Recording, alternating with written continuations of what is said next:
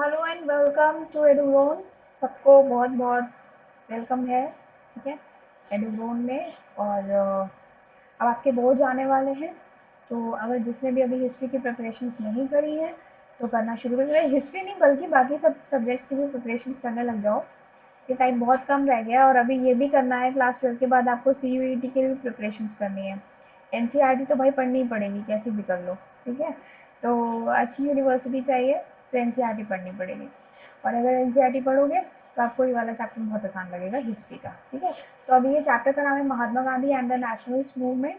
थोड़े important question लेकर आई हूँ आपके लिए, जो आप पढ़ेंगे तो आपको कुछ ना कुछ तो आना चाहिए इसमें से, आई एम श्योर। ठीक है, तो स्टार्ट करते हैं। शॉर्ट क्वेश्चन आंसर जो आपका सीरीज कैसे आती है, जो सिलेबस में, जो आपके सैम्पल पेपर में दिया गया है कि कितने मार्क्स का क्या क्या आएगा, ये मैं ऑलरेडी डिस्कस कर चुकी हूँ आपके साथ। एक फर्स्ट इसका जो इस सीरीज में जो फर्स्ट वीडियो आया था उसमें कि आपके शॉर्ट कैसे रहेंगे, क्वेश्चन आंसर कितने मार्क्स के रहेंगे, कितने वर्ड्स के लिखोगे, एंड लॉन्ग कितने मार्क्स के रहेंगे, कितने वर्ड्स में लिखोगे। ठीक है, एंड मैथ्स कैसे आएंगे, आपका केस स्टडी कैसे आएगी, ये सारी चीज़ें मैं डिस्कस कर चुकी हूँ, तो मैं वापस वही सब नहीं बोलने वाली हूँ। आप अगर चाहिए तो आप वो वाला वीडियो जाकर देख लेना। ठीक, तो अभी क्वेश्चन नंबर 1 है, at which 3 places Gandhi ji initiated his satyagraha after his return from South Africa. आपको पता ही है कि गांधी जी साउथ अफ्रीका में रहते थे पहले। ठीक है, वहाँ पे वो लॉ की प्रैक्टिस कर रहे थे। उसके बाद जब वो यहाँ पे आते हैं तो यहाँ पे उन्हें रिक्वायरमेंट लगती है कि उनकी ज़रूरत है यहाँ पे, तो वो यहाँ पे जब आते हैं तो कई जगह ऐसी होती हैं जहाँ पे ब्रिटिशर्स ने आफत मचा रखी होती है, तो उसी से निजात दिलवाने के लिए जब आते हैं तो कुछ ऐसे मूवमेंट्स चलते हैं, उसके बारे में है। तो number 1 would be Champaran, number 2 Kheda, and number 3 आपका अहमदाबाद वाला, मिल्स वाला। ठीक, तो आप ये 3 याद रख लेना। 1916 में हुआ था, देन 1917 में हुआ था, देन 1918 में हुआ था। पूरे लाइन से ये याद रखना। ठीक है, पहला चंपारण यानी C से रहेगा, दूसरा है खेड़ा के, एंड तीसरा अहमदाबाद, जो मिल्स का मूवमेंट हुआ था। ठीक है, जो वहाँ के जो मिल्स थे, मिल के वर्कर्स थे, उन्होंने ये मूवमेंट किया था गांधी जी के साथ। तो CKA, एक शॉर्ट यही है, CKA से आप याद रखना, तो आपका लर्न रहेगा आपको। ठीक, next question is why did Mahatma Gandhi want to adopt the policy of non cooperation against the British in India. इन्होंने नॉन कॉपरेशन पॉलिसी क्यों अडॉप्ट करी थी यहाँ पर? तो गांधी जी बिलीव क्या करते थे कि इंडिया अपने जो लोकल पीपल हैं उन पे डिपेंड रहे, ना कि विदेशियों पे। जो हमारे यहाँ की इंडस्ट्री है वो सिर्फ लोकल पीपल पे ही डिपेंड रहे, यानी कि जो उससे सीधा सीधा प्रॉफिट मिल रहा है वो हमारे यहाँ के लोगों को ही मिले। ही फेल्ट दैट जो फॉरेन रूल्स हैं, ठीक है, उनको वो ना रहे। ठीक है, जो फॉरेन रूल्स उस समय चल रहे थे वो उसके बिल्कुल खिलाफ थे। महात्मा गांधी ने इसलिए नॉन कॉपरेशन शुरू किया। तो इसमें इन्होंने जो फॉरेन रूल्स थे उसको एंड किया, और जो इंट्रोड्यूस किया किसके, सेल्फ रूल, यानी जो इंडियंस के अपने रूल्स हुआ करते थे उनको। जो हमारा, जैसे कि अगर हम लाइक हम कुछ प्रोडक्शन कर रहे हैं तो वो जब बिके जा करके तो प्रॉफिट सीधा सीधा हमारे यहाँ के जो वर्कर्स हैं उनको हो, जो यहाँ के ही लोगों को प्रॉफिट हो, उसमें विदेशियों का कोई हाथ ना रहे। तो ये एक पॉलिसी उन्होंने अडॉप्ट करनी चाहिए थी। ठीक, तो नॉन कॉपरेशन मूवमेंट भी आपको बताया हुआ है मैंने ऑलरेडी, तो आप उसको भी पढ़ सकते हो। व्हेन एंड वेयर वाज पूर्ण स्वराज फॉर्मली प्रोक्लेम्ड। पूर्ण स्वराज कहाँ पे हुआ था? सबको पता होना चाहिए, लाहौर सेशन में हुआ था दिसंबर 1929 में। इस सेशन में प्रेसिडेंट कौन थे?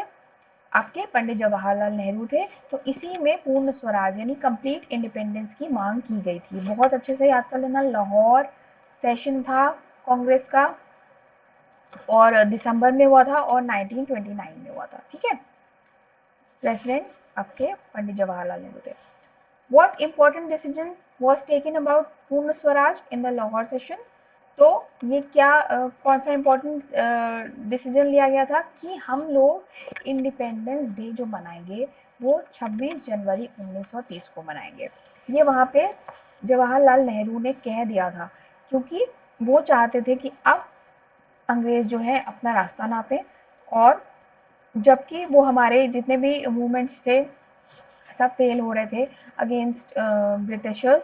तो ही डिसाइडेड कि वी विल सेलिब्रेट 26 जनवरी को 1930 को व्हाट इंडिपेंडेंस डे। तो इस दिन को लोग अभी मतलब on the day all the people were to take an oath for complete independence of the country. क्या था, लोगों को शपथ लेनी पड़ेगी उसी दिन एक कंप्लीट इंडिपेंडेंस कंट्री के लिए, ठीक है। तो इसके लिए बहुत ज़्यादा इसका प्रचार नहीं हो पाया था, इसलिए ये एक तरह से जो उनका डिसीजन था बहुत लोगों के बीच में फेमस नहीं हो पाया था, ठीक है। लेकिन स्टिल ये 26 जनवरी ही की डेट हमारे रिपब्लिक डे के लिए रखी गई थी, क्योंकि यहाँ से ही जो पूर्ण स्वराज की डेट निकली थी उसी को हमने एज अ एक मेमोरी के लिए उसको रिपब्लिक डे में आपके रिपब्लिक डे के दिन उसको लगाया गया, यानी कि 26 जनवरी को ही हम रिपब्लिक डे मनाते हैं।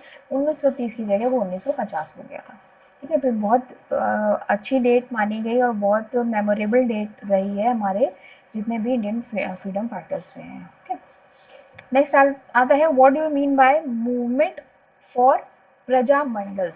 महात्मा Gandhi wanted to broaden the basis of nationalism in India.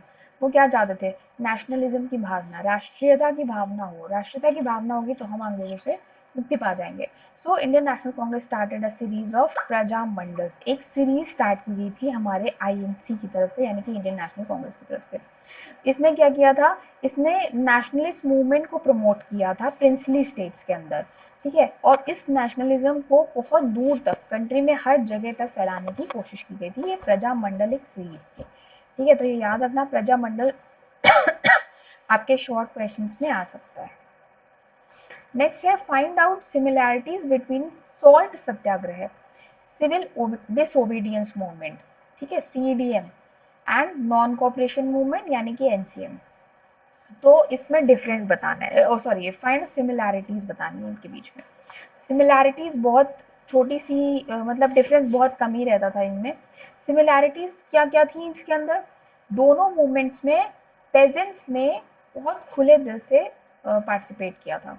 बहुत सारे जो पेजेंट्स थे उन्होंने जो फॉरेस्ट लॉज थे उनके अगेंस्ट में खड़े हो गए थे, and their cattle could not enter the forest, क्योंकि पेजेंट्स जो थे बहुत परेशान थे, क्योंकि फॉरेस्ट में किसका कब्जा होना चाहिए, जो ट्राइब्स रहती हैं, जो इंडियंस जो पेजेंट्स रहते हैं, ठीक है, इन लोगों को ही रहना चाहिए। बट वहाँ पे क्या हुआ था कि हमें ब्रिटिशर्स से परमिशन लेनी पड़ रही थी वहाँ जाने के लिए, कैटल्स को चराने के लिए जाते थे ना अपने जानवरों को, लेकिन उसके लिए ब्रिटिशर्स की जरूरत पड़ती थी।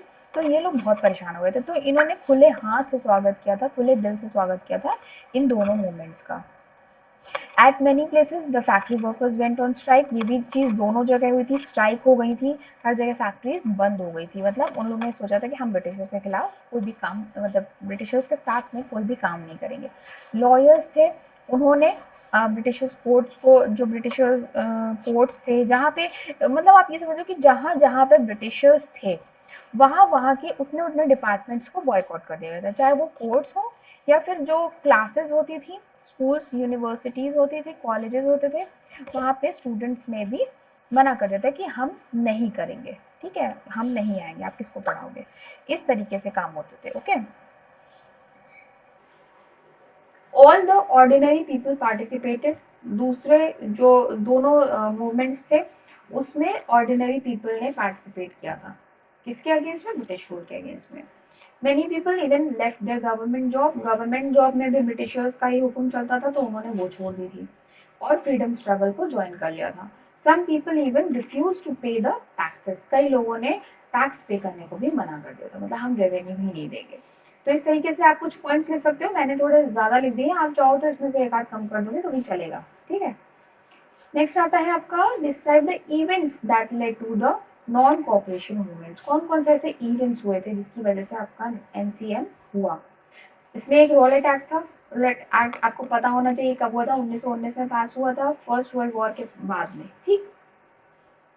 इसमें क्या हो रहा था कि विदाउट एनी रीजन लोगों को ट्रायल, मतलब विदाउट ट्रायल लोगों को जेलों में डाल दिया जा रहा था। अगर कहीं पे कुछ लोग इकट्ठे हो गए तो इन्हें लगता था कि हमारे खिलाफ में खड़े हैं तो मतलब प्रोटेस्ट करेंगे, तो ये लोग क्या करते थे, खाली शक के बिना पे ही उठा के इम्प्रीजन कर देते थे, एंड उसमें भी उस इम्प्रिजनमेंट को बढ़ा भी देते थे।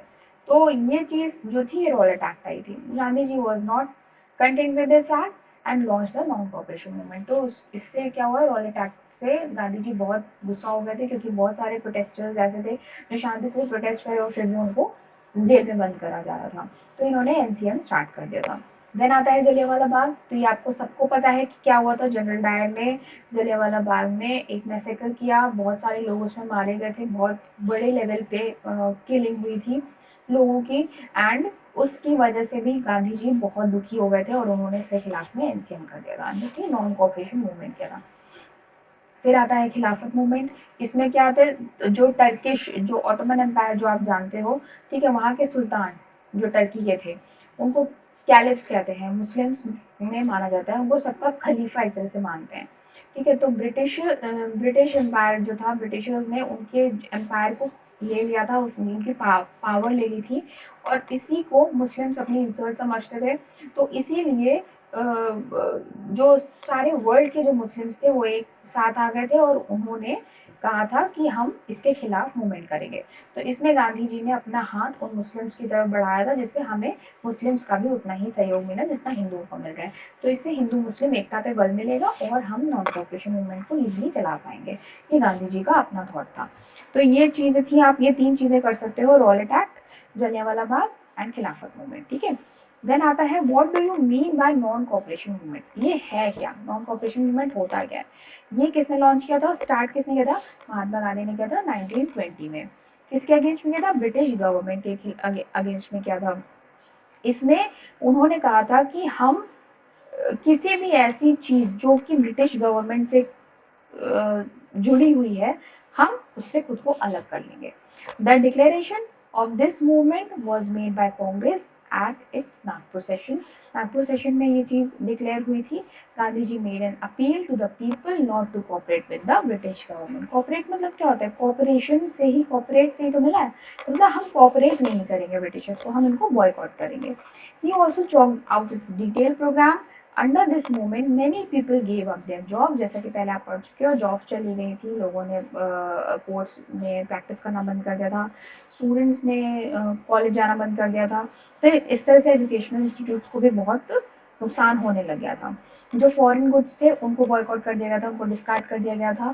ठीक है, जो अपनी कंट्री में जो इंडिजिनस पीपल, जो इंडिजिनस सामान होता था जो अपनी कंट्री में बना हुआ है, उसको ही वो लोग यूज करने लगे थे। ठीक है, और इसके साथ में ही गांधी जी ये चाहते थे कि सब तरफ नॉन वायलेंस ही रहे, वायलेंस कहीं ना हो, ये इस चीज का ध्यान रखते थे।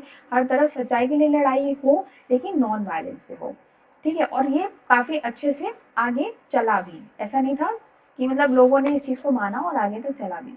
According to Louis Fischer, non cooperation became the name of an epoch in the life of India and of Gandhiji. Non-cooperation was negative enough to be peaceful, but positive enough to be effective.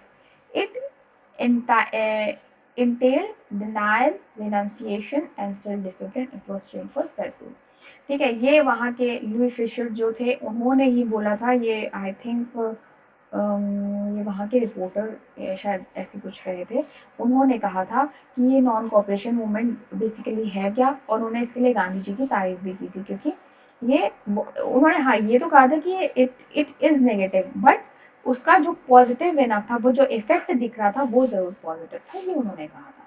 ठीक है, तो इसे आप ये, अगर आप last line इनकी छोड़ना चाहो तो इनके वर्ड्स को छोड़ सकते हो, बट आपको ये जोर देना पड़ेगा कि ये कब स्टार्ट हुआ, किसने स्टार्ट किया, कौन से सेशन में स्टार्ट हुआ, मतलब कांग्रेस के कौन से सेशन में स्टार्ट हुआ, कैसे लोगों ने इसमें पार्टिसिपेट किया, और उसमें एंड में होता क्या है। ठीक, इतनी चीजें आप लिख सकते हो। फिर आता है discuss the quit India movement.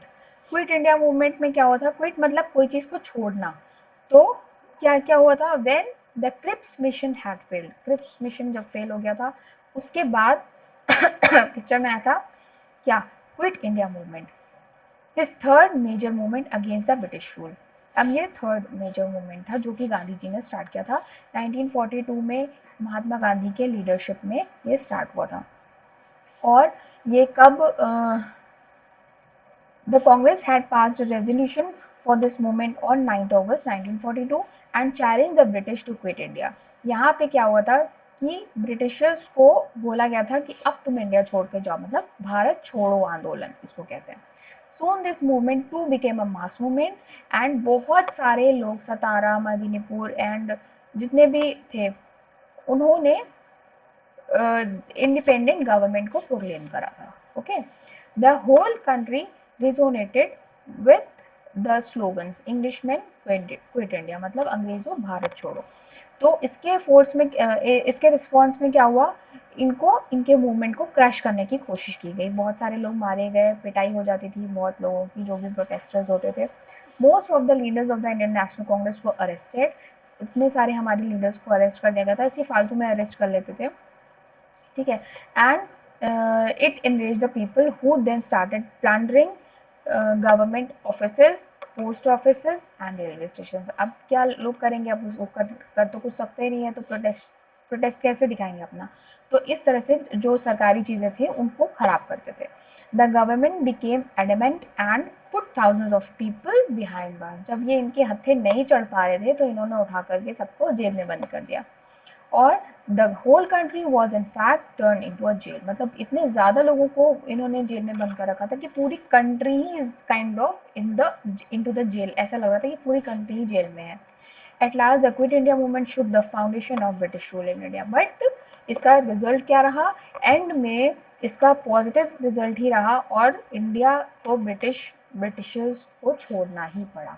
एक फाउंडेशन डल गई थी, अब उनको ये लगने लग गया था कि यहाँ रहना मुश्किल हो गया है। देन आता है what did Gandhi ji do after his release from prison in 1924। Now next question is what did Gandhi ji do after his release from prison in 1924? जब 1924 में गांधी जी वापस निकले प्रिजन से, तो उन्होंने सबसे पहले क्या किया, तो उन्होंने सबसे पहले क्या किया था कि उन्होंने खादी को प्रमोट किया था, ठीक है। उन्होंने अनटचेबिलिटी को सोसाइटी से बाहर निकालने की कोशिश की थी। जितने भी इविल्स थे like child marriage and touchability, और जो भी ऐसी चीजें जो हमारी आज़ादी में एक हर्डल की तरह थी, उसको इन्होंने रिमूव करने की कोशिश की। खादी को क्यों किया, खादी इसलिए क्योंकि जैसे कि जो वहाँ का जो हमारे यहाँ का मटेरियल है, खादी तो हमारे यहाँ ही होता है, तो उन्होंने ये सोचा था कि हम जो विदेशियों के ये कोट पैंट और ये सब है, हम इसको बॉयकॉट करेंगे और हम अपने यहाँ का जो इंडिया का बना हुआ खादी है हम उसी को पहनेंगे। तो इसको इन्होंने इनकरेज किया था, एंड साथ में जो छुआछूत वाली चीजें थी, जो बाल विवाह हुआ करते थे, इन सबको जो था खत्म करने की कोशिश की थी, जिससे सोसाइटी में इस तरीके की चीजें हट जाएं, तो लोग थोड़ा ज्यादा इससे ऊपर उठ के सोचें, ना कि ये सब छोटी छोटी चीजों में अपना दिमाग खराब करें। He wanted to prepare an atmosphere for harmony among different religious communities. वो ये भी चाहते थे कि हिंदू, मुस्लिम या और भी जो भी रिलीजियस कम्युनिटीज है ना, वो सब एक साथ रहेंगे। अगर वो एक साथ एकजुट होकर रहेंगे तो फिर अच्छे से अच्छा हम अंग्रेजों को यहाँ से बाहर निकाल पाएंगे। He also believe that Indians had to learn to become self reliant and economic front. सबसे ज़्यादा ज़रूरत है हमें पैसों की, तो अगर हम सेल्फ रिलायंट बनेंगे, अगर हम अपना सामान खुद बनाएंगे, तो हम उसका प्रॉफिट भी हम ही लेंगे, तो उससे रेवेन्यू होगा और उससे हमारी ही कंट्री फ्लरिश करेगी। तो ये इकोनॉमिक फ्रंट पे भी उन्होंने ये कोशिश की कि हम थोड़ा बढ़े आगे, और इंडिया उसके लिए अभी से प्रिपरेशन स्टार्ट कर दे। That is why he emphasize using khadi instead of cloth imported from overseas. बाहर से जो भी कपड़ा आ रहा था वो उसको बॉयकॉट कर रहे थे और खादी को ही प्रमोट कर रहे थे, ठीक है। ये इन्होंने किया था प्रिजन से वापस आने के बाद। एज अ पैरा लिखा है, आप चाहो पॉइंट्स में लिख दो, ठीक है। पहले तो खादी को प्रमोट करने का लिख दो, फिर चाइल्ड मैरिज का लिख दो, अनटचेबिलिटी का लिख दो, ठीक है, फिर सेल्फ रिलायंट वाला पॉइंट लिख दो। इस तरह से आपके 4 या 5 पॉइंट इजीली बन जाएंगे, तो आप ज़्यादा अच्छे से एक्सप्लेन दिखा पाओगे अपने आंसर को। Alright, how do autobiographies, the government records and newspapers help us knowing about Gandhi ji. जो ऑटोबायोग्राफीज थी, ठीक है, आत्मकथाएं कहते हैं इसको, तो और जो गवर्नमेंट रिकॉर्ड्स थे, न्यूज़पेपर थे, उनसे हमें गांधी जी के बारे में पता चला। हाउ, कैसे एक्सप्लेन करना है। तो ऑटोबायोग्राफीज क्या थी, it give us a peep in the rich and illustrious past, ठीक। But we must remember how do we study the biographies and how do we comprehend and explain them. After reading an autobiography, we come to know that the writer remembered and what things were important from his point of view. We also become aware of the facts that the writer intended to remember. तो autobiographies में यही सब चीज़ें होती हैं कि अगर आप किसी के बारे में पढ़ रहे हो तो आपको उसकी बिल्कुल पॉइंट टू पॉइंट एक एक चीज़ें पता होनी चाहिए, और वो जो राइटर है उसको भी उसका भी एक इंटेंशन ये होता है कि सामने वालों को फैक्ट्स जो है समझ में भी आए और याद भी रखें। In fact writing an autobiography is a means of leaving the impact. कोई इम्पैक्ट जो भी किसी भी पर्सनालिटी के बारे में पढ़ रहे हो तो उसका एक इम्पैक्ट होता है जो कि हमारे माइंड पे पड़ता है। तो इसका एक जो राइटिंग होती है, जो लिखने का तरीका होता है, वो इस तरीके से भी होता है। Consequently while reading an autobiography we must try to find out the unrevealed truth. There are many things that the author does not want to share with its readers। ठीक, तो ये आप थोड़ा सा एलैबोरेट करके लिख सकते हो। देन गवर्नमेंट रिकॉर्ड्स कौन कौन से थे जो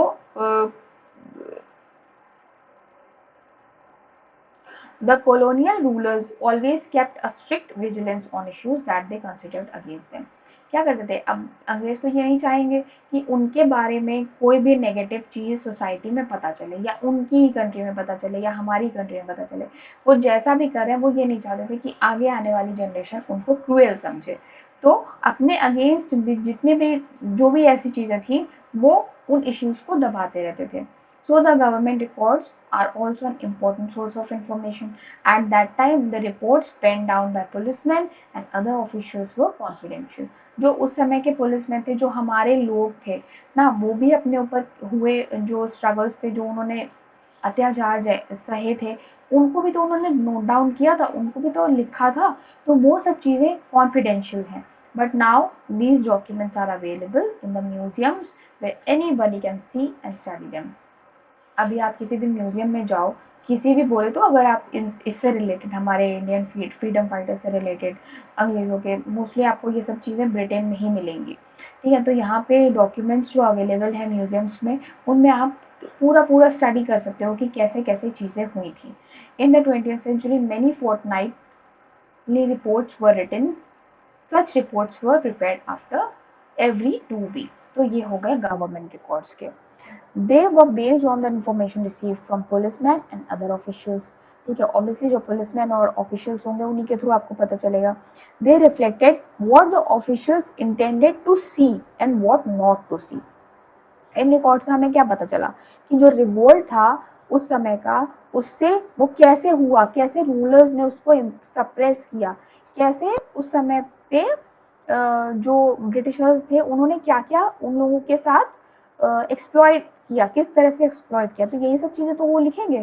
तो these rulers try to give the impression that these reports were baseless. अब ब्रिटिशर्स तो ये नहीं चाह रहे थे कि ये चीजें खुले ओपन हो जाए, तो ये कह रहे थे ये तो सब चीजें बेसलेस है, हमने वैसा कुछ किया ही नहीं था। If you look at the reports prepared during the Dandi March where Mahatma Gandhi broke the sword law, you will come to know that the Home Ministry was not ready to acknowledge the Gandhiji enjoyed mass support। क्योंकि ये जब दांडी मार्च हुआ था उस समय आपको पता है कि अंग्रेज बहुत ज़्यादा डर गए थे जब सॉल्ट लॉ ब्रेक हुआ था। तो जब सॉल्ट लॉ ब्रेक हुआ तो इन्हें लगा ये तो बहुत बड़ी बात थी। पहले तो ये हमें चाहते ही नहीं थे कि हम इंडिया में सॉल्ट बनाए। अब इंडिया में सॉल्ट भी बन रहा है एंड उनको रेवेन्यू भी नहीं मिला, मतलब टैक्स भी नहीं मिला जो बाहर से मंगाते थे। तो इन्हें ये लग रहा था कि अरे ये तो बहुत बड़ा एक मूवमेंट हो गया, लेकिन इसको भी एक्नॉलेज नहीं करना चाहते थे। वो चाहते ही नहीं थे ये चीज़ें ऐसी लगे कि महात्मा गांधी के को बहुत बड़ा मास सपोर्ट मिला था। तो इस तरह से उस चीज़ों को वो हमेशा से दबाते रहते थे। फिर भी जो अच्छी चीज़ें होती हैं वो निकल के आती हैं, खुल के आती हैं, जैसे कि गांधी जी के बारे में आई। ठीक है, these reports termed the Dandi March a drama that was aimed to get support from unwilling and luxury-loving people against British rule। There are many other sources by which we can know a lot about political life of Gandhi and national freedom struggle। बहुत सारे ऐसे reports sources अभी भी हैं जिनसे हमें गांधी जी के struggle की या और भी हमारे फ्रीडम फाइटर्स के स्ट्रगल के बारे में पता चलता है। फिर public voice and personal writings, जैसे लोगों ने जो लिखा, जो हमारे पेपर्स न्यूज़पेपर्स में छपा करता था। ठीक है, जो हमारे जो प्रिजनर्स हुआ करते थे, जो हमारे खुद की ही फ्रीडम फाइटर्स इतने सारे थे जो फेमस हैं जिनके आप नाम जानते हो, उन्होंने भी, चंद्रशेखर आज़ाद जी ने की भी आप जानते ही होंगे कि उन्होंने खुद से काफ़ी डायरी लिखी थी पूरी भर के, उन्होंने सारे एक्सपीरियंसेस अपने लिखे थे। तो इस तरह से public voice and personal writings के थ्रू भी हमें क्या क्या पता चलता है कि उस समय की क्या, कितना जो राइटर था वो कितना फ्रस्ट्रेटेड था इस ब्रिटिश रूल से, एंड उसमें गांधी जी का भी जिक्र आपको मिलेगा। Okay, many of the things cannot be made public by them, but many times there is no gap between private and public view. Many letters are written in to individuals. It is possible that they may sometimes to be get published. ठीक, तो बहुत सारी चीजें थी जो public नहीं थी उस समय, बट अब पब्लिश हुई, सबको पता चली, म्यूजियम में भी है, कोई भी जाके पढ़ सकता है। For the fear of being published someday, sometimes the writer hesitates to pen down any letter freely. Mahatma Gandhi used to publish the letter that he got from people in his news entitled Harijan. हरिजन किसने लिखा था? Mahatma Gandhi. Sorry, हरिजन किसने, कौन publish करवाता था? Newspaper Mahatma Gandhi ji का था। इन्होंने अपने इस जो भी इस तरह के व्यूज होते थे लोगों के, वो इसमें प्रिंट होते थे, मतलब पब्लिश होते थे। ठीक है, Nehru prepared a compilation of letter addressed to Mahatma Gandhi during the freedom struggle. He bought them published under the head A Bunch of Old Letters. ठीक है, एक bunch of old letters नाम से पूरा, मतलब पूरा लेटर का compilation है जो महात्मा गांधी ने नेहरू जी को लिखे थे। नेहरू जी ने उसको पूरा कंपाइल करवाया हुआ है। तो अगर आप उसको पढ़ने का मौका मिले, आप गूगल जाओ, गूगल में आपको बहुत सारी चीजें ऐसे मिलेंगी जो आप पढ़ोगे तो आपको समझ में आएगा कि काफी कुछ ऐसा था जो उस समय हमसे छुपाया गया, बट बाद में वो ओपन हुआ था। Okay, why was the state monopoly in the manufacture and sale of salt unpopular among the masses? जो स्टेट मोनोपोली थी, जो मैन्युफैक्चरिंग की, ठीक है, वो लोगों के बीच में अनपॉपुलर थी। ऐसा, इसको आप explain how the salt march of Mahatma Gandhi was notable. Mahatma Gandhi का जो सॉल्ट मार्च था वो कैसे नोटेबल हुआ था, ये आप बताओगे। तो इसके अंदर आपको ना जो मैन्युफैक्चरिंग मोनोपोली थी वो भी आपको पता चलेगी, साथ में महात्मा गांधी के सॉल्ट मार्च के बारे में भी पता चलेगा। तो ब्रिटिश रूल के समय क्या हुआ कि जो सॉल्ट था वो खाली ब्रिटिश की मोनोपोली रहती थी कि हम ही सॉल्ट बनाएंगे और हम ही बेचेंगे, तो इसका टैक्स हमें देना पड़ता था, इंडियंस को देना पड़ता था। तो ये चीज़ गांधी जी को बिल्कुल समझ में नहीं आती कि ये आप कैसे कर सकते हो कि अगर हम बना सकते हैं सॉल्ट तो हम आपको क्यों टैक्स दें। तो ये चीज़ के खिलाफ में गांधी जी ने ये सॉल्ट मार्च निकाला था। ओके, तो ये बहुत छोटी सी बात है, ये आपको सबको पता होगी।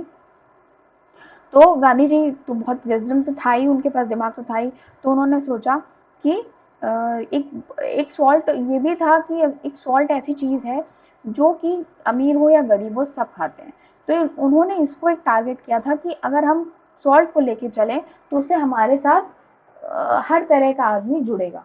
जो भी सॉल्ट खाता है उसको जो टैक्स दे रहा है वो इससे परेशान है, एंड वो हमारे इस आंदोलन में ज़रूर हमारा साथ देगा। ये गांधी जी ने सोचा था। तो ये हुआ भी, जब सॉल्ट का इन्होंने मार्च निकाला था, सॉल्ट मार्च निकाला था, तो उसमें इन्होंने उनका साथ बहुत सारे, मतलब एकदम मास सपोर्ट उनको मिला था इसके लिए। ठीक है, तो इनका ये विजडम यहाँ पे काम आ गया था।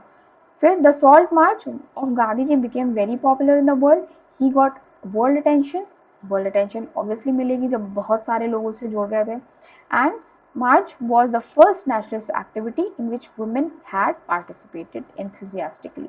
बहुत सारी वुमेन्स ने इसमें पार्टिसिपेट किया था। बहुत मेन, कॉमन मैन तो छोड़ ही दो, अमीर गरीब तो छोड़ दो, महिलाओं ने भी बहुत सहयोग दिया था। They joined the march in large number. In fact, Gandhiji had allowed the women to participate in Dandi March on the persuasion of the Kamala Devi Chattopadhyay social activities. ठीक है, सोशलिस्ट एक्टिविस्ट। तो इनके साथ में इन्होंने जो महिलाएं थी उन्होंने काम किया था। The salt march made the British realise for the first time that their rule in India would not last forever. अब ब्रिटिशर्स को समझ में आने लग गया था कि यहाँ पे राज करना इतना आसान नहीं है, क्योंकि अब लोगों की आंखें खुल गई है, महात्मा गांधी का साथ मिल गया है, और महात्मा गांधी के साथ बहुत सारे लोग भी जुड़ चुके हैं जो कि अंग्रेजों के खिलाफ खड़े हैं आज। तो इस तरह से उनके एडमिनिस्ट्रेशन पे क्वेश्चन मार्क आने लग गया था। तो ये तो पूरा सॉल्ट मार्च या दांडी मार्च आप इसको कह सकते हो, पूरा चीज़ें आपको एक्सप्लेन कर दी हैं। मैंने कोशिश ये की है सारे क्वेश्चन आंसर में ही आपका चैप्टर आ जाए, जो जो चीज़ें मेन थी उसमें। ओके, तो आई होप आपको ये चीज़ें समझ में आई होंगी, सारे क्वेश्चन आंसर सब you are getting everything. And अगर नहीं समझ आते हैं तो आप फिर से पूछ सकते हैं मुझसे कमेंट बॉक्स में, और आप इसमें से क्वेश्चन आंसर ज़रूर पढ़ लीजिएगा। एग्जाम में आने की बहुत संभावना है, बहुत इंपॉर्टेंट क्वेश्चन ही मैंने इसमें लिए हैं। ओके, सो आप पढ़ते रहिए एंड खुश रहिए, मस्त रहिए and all the very best.